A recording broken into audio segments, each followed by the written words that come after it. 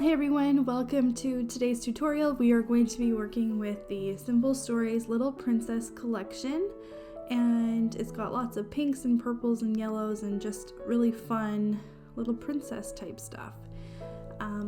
So it includes the 12 by 12 sticker sheet. We added on the bits and pieces, the frames, the enamel dots, and the chipboard stickers, and it includes 12 sheets of double-sided paper. Every page is different. I'd originally only planned to do 4 pages, not 6 with this collection, but then I kind of fell in love with all the paper and decided that I could do a few more things with it. So we're going to be using 11 out of the 12 pattern papers. I added on 3 sheets of black cardstock, 2 sheets of the pink cardstock that you can buy that coordinate with this collection, and then 1 piece of gorgeous grape cardstock from Stampin' Up. Okay, so for my selections here, I'm kind of deciding to work with the black, the pink, and the purple. That's why I chose those cardstocks. And to kind of go through my paper selection here, everything works really well together. They all sort of incorporate the same kind of colors, like that princess blue kind of a color, the pinks. And then I chose to use purple as an accent, which wouldn't really be, I would say, a dominant color in this collection though. I really love that striped paper along with the writing paper as accent papers. Also this flower paper here, I like the way it works with the whole collection itself, and I like the idea that flowers are very versatile, so that was my other accent. I also and for the 6-page workshop, you need 5 accent papers. So I decided between these 2 patterns, I wanted to use the one that has the dragon on it as my accent, and then also this stamp sack paper, because it just kind of would suit a variety of themes for the pages. And for background pages, I need to choose 6 out of the 7 remaining sheets here. And I wanted to pick 2, kind of that princess, like Cinderella blue kind of a color. I wanted to pick this ombre one, like the one that changes colors here. I also like this pink polka dot one. And then I really like this princess one here. And the one I ended up eliminating was the frog paper, the pink frog paper. Out of the remaining 2 pages of pinks, I chose the damp sack pink one instead, and the back of this frog paper happened to be the 4x4 journaling cards, so we're going to cut those up and use them as accents on our pages. We have cutting diagrams in my tutorial videos, and I just kind of want to let you know how to read them. So there's the number in top in inches, and that's going to be the size that we're going to cut that cut piece into, and there's a number below it in a circle. So a lot of the times we're making 4 pages or 6 pages when we're using these cutting diagrams, and all these cut pieces can sort of get very disorganized. So that number inside of the circle there represents a pile that you're going to put that cut piece into. So for a 4-page tutorial, we're going to make 4 piles, and for a 6-page tutorial, we're going to make 6 piles. So the numbers are going to be either 1 through 4 or 1 through 6. So page 1 is going to have all the cut pieces that have a circle with the number 1 inside, and so on for the 4 or 6 pages. So now we're going to go ahead and take all pieces of our cardstock, and we are going to cut 1 inch in, 1 inch from the top, and 1 inch from the bottom, and we're going to make a straight line on all 4 sides of each of these pieces of cardstock. What we're basically doing is cutting a 10 by 10 inch square out of the center of this piece of cardstock. The border is going to be put into our pile, and the center, the 10 by 10 inch center, is going to be put to the side, and we're going to be cutting it with another cutting diagram as soon as we're done cutting out all of these squares.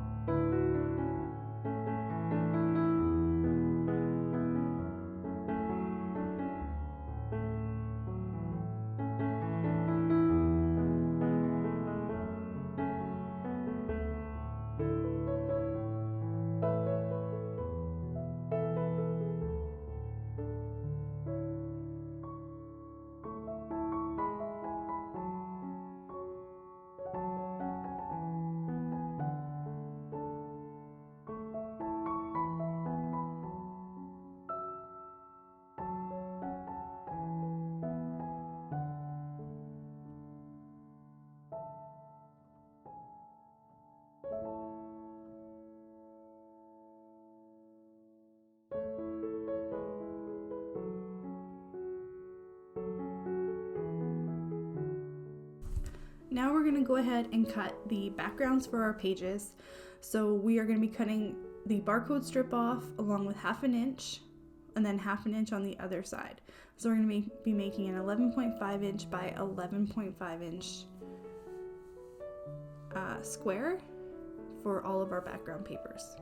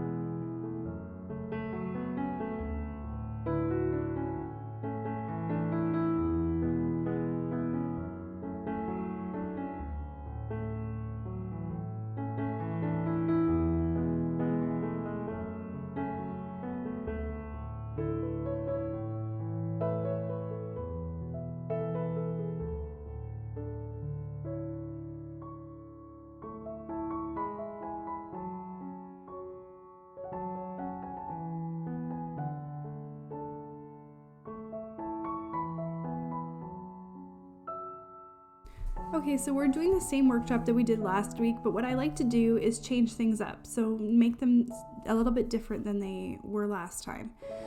Here, this page is actually what I normally do with a vertical 4x6 picture, but we kind of changed the orientation of everything and made this a horizontal picture page instead. So even though we cut the papers all the same, we're doing it a little bit different. So this wording paper here, I decided to mat it with our spare black piece of cardstock, just because it was blending in the background a little bit too much. And anytime that happens, you could easily take white or black cardstock and just create more mats to make the pages work a little bit better. It's really hard when you're looking at 11 pieces of paper and trying to figure out how they're going to work well with each other. So sometimes it does happen where you might want to add a little mat here or there, and that's why I included that spare piece of 10 by 10 cardstock, because it does come in handy if our layers don't end up working 100% perfect. Okay, so here, this is our page number 2. Last week we did with our simple vintage collection, we did a horizontal 4x6 picture. This week I wanted to change it up, give it a different look, and I did a vertical 4x6 photo area. I do end up changing this page a little bit once we get to the embellishment phase. I take my pink cardstock and I actually just shift it all over to the left a little bit more just to uncenter it. I do recommend that if you are not using repositional adhesive, that you watch the video from start to finish and see if I do make any changes like that, because oftentimes if I am not liking the balance of the page, or if I think something would look better if it was moved over a little bit more, I will actually take it, I will unstick it. As long as I'm not damaging the page too much, I will unstick it and move it. So if you are using adhesive that is not forgiving like that, maybe just watch ahead to the embellishment phase, see if anything like that changes, because I do take advantage of the fact that I use repositional adhesive.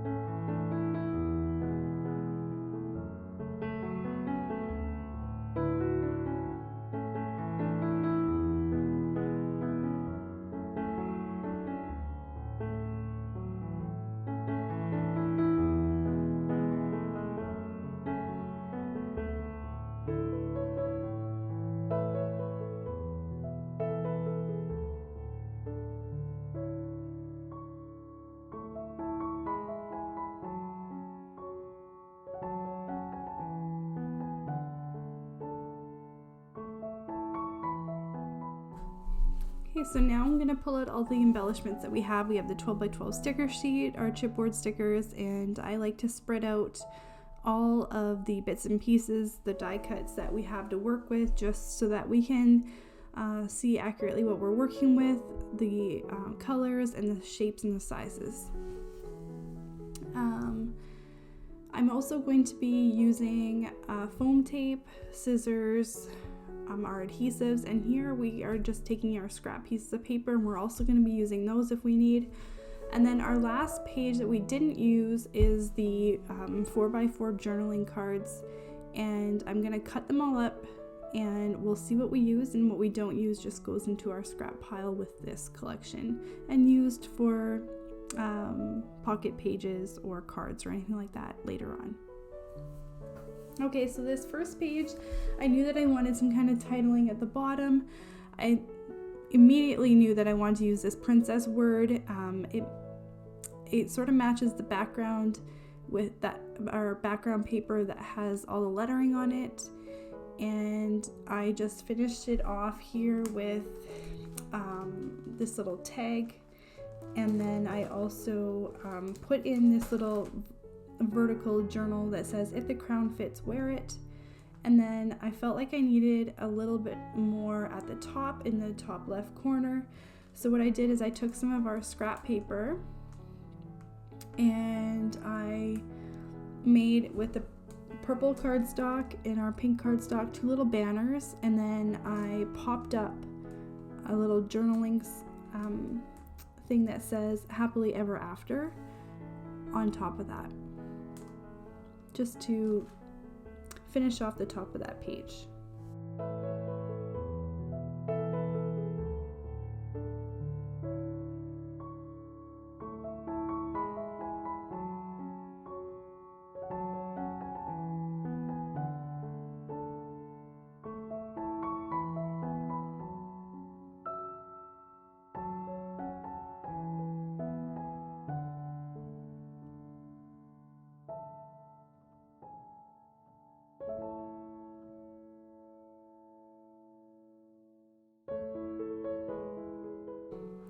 So for this next page, I had in my mind that I wanted to create sort of a scene with my stickers and like the embellishments I have to work with. So I kind of wanted I have a picture of my daughter in she had this Halloween costume that was like a Cinderella blue kind of a color. And when she was younger, she had really light brown, almost blonde hair. And there's this picture of her, because it wasn't a Halloween page, but she would use this dress to dress up during the day and just dress up and play with her dress on. And there's a picture I have of my husband holding her while she has a crown on and she has this Cinderella blue dress on. So that was the inspiration for this page. And so what I wanted to do, I wanted to create a scene, sort of like not a prince, but like someone I wanted to create a scene that sort of told a story about, like, you know, a little girl being protected. So I knew that I wanted to incorporate the dragon and the little knight and a princess in her castle, because every little girl is a princess to her dad. So that's kind of the story I wanted to tell with this page. And again, like, your embellishments and what you do on the page are going to be about what you want to portray on this page.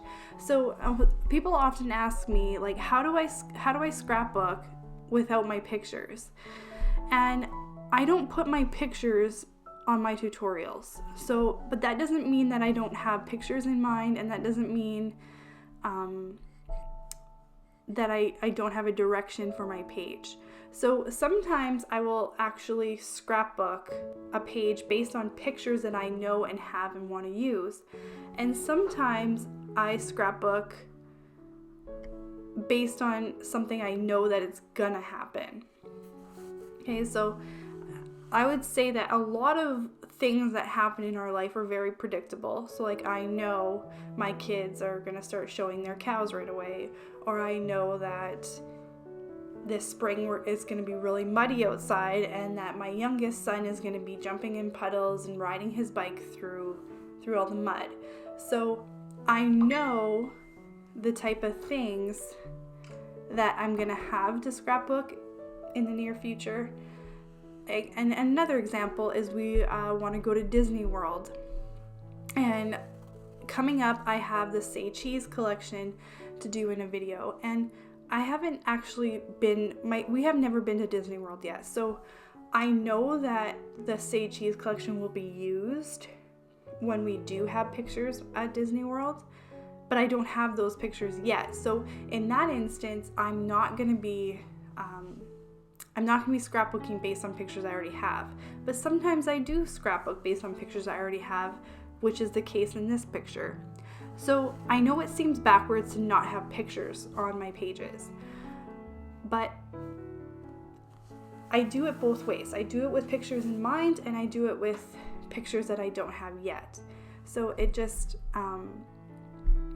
also having the layouts done for me makes it less overwhelming. So this here is where I move my pink cardstock over. So that would be really hard to do if you didn't have repositional adhesive. So just, yeah, if this is where it's important maybe to watch the video first and see if you're not using repositional adhesive.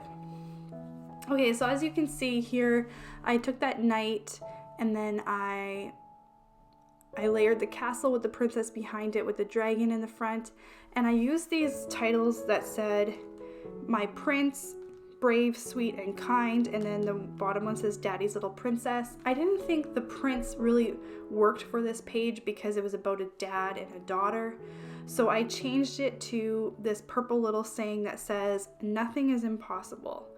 Just thought it worked for a dad and daughter page really well.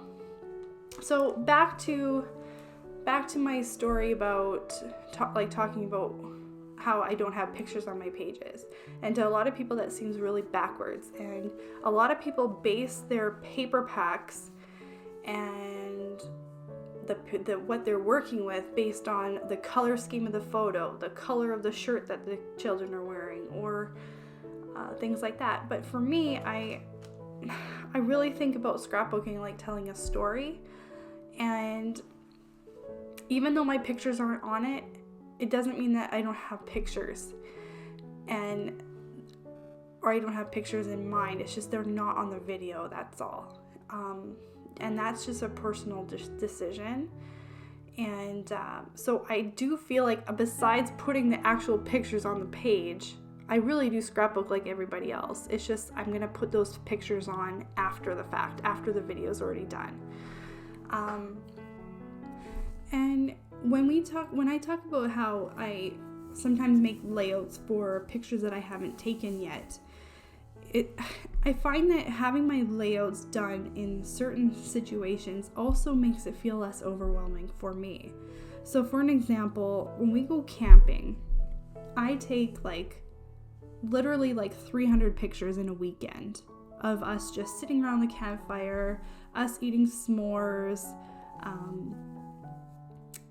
playing, games in the yard. Sometimes we're going to be on a boat, we're going to be tubing, or sometimes we'll be fishing. Sometimes we'll just be at the beach making sandcastles or playing in the water catching minnows. So when you have that many pictures, it's overwhelming. You feel like I don't know where to start. Okay, so if I have 8 scrapbooking pages that are done already, and this picture or this page I can use 5 pictures, this page I could use 3 pictures, this page I could use 1 picture. What I like is that it helps me narrow down, okay, I need only 5 pictures of this event, and then I'm going to work with that. Or I need only 3 pictures of this event, and that's what I got to work with. Because realistically, you don't need all 300 pictures. You're not going to scrapbook all 300 pictures. And if you take that many pictures, there's going to be a lot of pictures that are going to be of the same thing. So sometimes having the layouts done helps me narrow it down for my picture selections, and it's just part of the process for me that makes me feel less overwhelmed. Yeah. So here I added a frame, and then I added a 3x3 white piece of cardstock behind it. You could easily change this to a photo area, but for me it's going to be a journaling area. And rather than being a princess page, I wanted this page to be all about flowers. So there is a little bit of like there's crowns and frogs with a crown, and then like a mirror and a few elements in the background, but it's not a very dominant part of the page. So I found that the flowers really took the spotlight on this page. And this doesn't have to be about princesses at all. It could just be a springtime photo or a springtime page. I cut up some of the spare pieces of chipboard from the chipboard stickers. Instead of using foam tape on the back, you go through a lot of foam tape if you're making a lot of pages, so I just found that it was just a little bit of it's just recycling, that's all. And then here I wanted to add just like a little tab there to the photo just to fill in that blank spot. And then here at the bottom, or here, I wanted to include a few more sayings on this page. One of them says, "Once upon a fairy tale," and the other one says, and you don't have to put this if you don't want it to be about a princess. I really like this one saying that said, "A true princess is lovely, kind, honest, sweet, and brave." And I love that saying. I think it's just a very good sentiment for a little girl. So even though this page, I didn't want it to be primarily about princesses, I really like those sayings, so I put them on the page.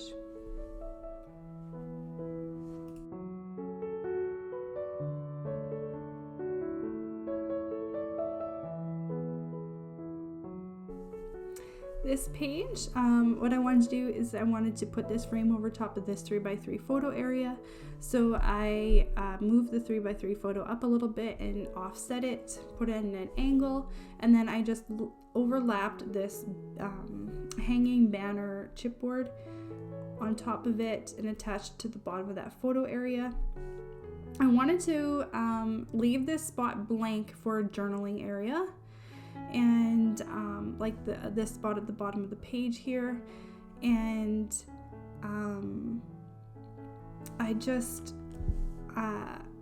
I needed to frame it somehow, so I'm gonna add a castle to the bottom of this bottom corner of this pink cardstock along with the word dream, and I'm gonna pop up that word dream. And then you could either put like white cardstock inside to create some journaling area, or you could wait and put in whatever, like, or you could write directly on the pink cardstock if you're comfortable with that. I cut up some of these white strips and I'm just putting them there to show you what I'm planning to do with my journaling, and I'm just like lightly tacking them so I can take them off, because what I actually do is print out my journaling on white cardstock and I send it through the printer, and then I cut it up into strips like this, just because I hate my writing. And so cutting up these white strips that have went through the printer is just a fast and easy way to journal. So that's kind of what I had intended for that journaling area in there, is just to put those white strips like that. And in reality, I might make them a little bit smaller and I might put like 4 or 5 strips instead of 3, but that's just something you can decide on your own.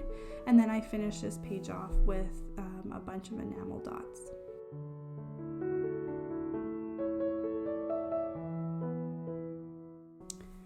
Okay, so for our last and final page, this is going to be all about princesses, and so I'm going to use up some embellishments that have they look like little princesses, the different ones, and I'm also there's a big blank spot in that upper corner, so I'm going to add in a 4x4 journaling card behind the 3x4 photo and 4x6 photo area. I'm going to create a cluster at the bottom corner of that 4x6 photo area with one of the princesses and this mirror that says "Once Upon a Time." I actually end up switching out princesses down there because I feel like that was too much of that Cinderella blue color in the bottom corner.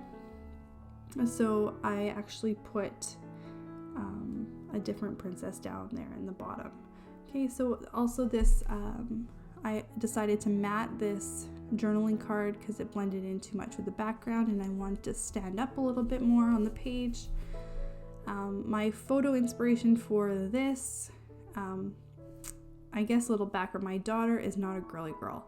She went through a phase where she liked princesses and then she quickly went out of that phase and became a tomboy, and that phase has definitely still lasted. She doesn't wear dresses, she doesn't like princesses.